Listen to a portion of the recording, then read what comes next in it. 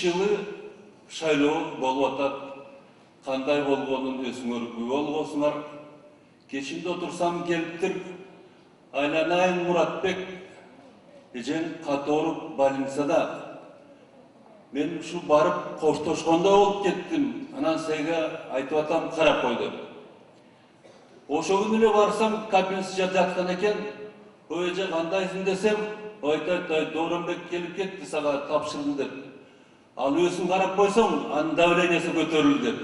Мына кандай турмуштун махабаты.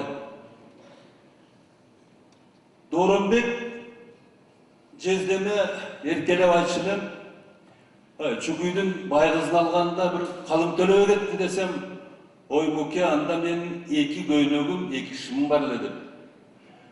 Анан бирок мен сага карызыман кутулганмын. Анткени себеби кегетинин шаркыратмасын, кегетин толорун мен тасмага түшүргөм деп. Кулалы таптап куш кылган, Курана курап журт кылган, кунары качкан кыргызды кут жааган күнгө туш кылган, туу көтөртүп туурунан тукумга өрнөп иш кылган, эл туткасы эр Манас, кабылган жерге 1000 шоорат. Эми сиз ушуну бир чечмелеп берсем, чечмелеп окуп анан окуп берсем, макул. Чечмелеп берсем, баягы өзүңөр билесиңер, демократияга өтө кыйын менен өттүк. Ошондо биздин балдарыбыз бардыгы өзүнүн даражасы жагынан, өзүнүн инсандык жагынан бири-бирине тең келди. Эми калп айтканда эле Масалиев менен Усубалиев тең болуп калды, Акаев менен Шеримкулов бири-бири менен атсалышып турду, Аманбаев менен Сыдыков бири-бирине тең болуп турду. Ошондой учурда эми ал кылп эмес, биз президент шайлоо үчүн кичине карайлап калдык кыргыздар.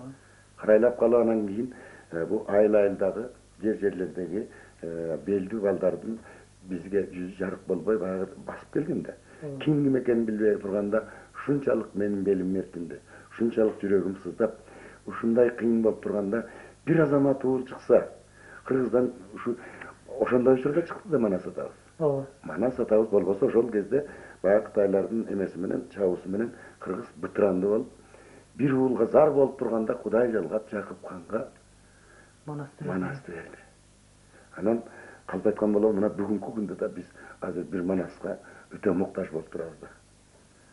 Журттун жүгүн аркылай турган бир Манаска, анан ошондо мен баягы мансап талашайын, же болбосо бирөөнүн беделине доо кетирейин дебестен өзүмчө отуруп алып туруп, ак түндү карап туруп бир тилек кылдым эле да. Ошо тилегим бул.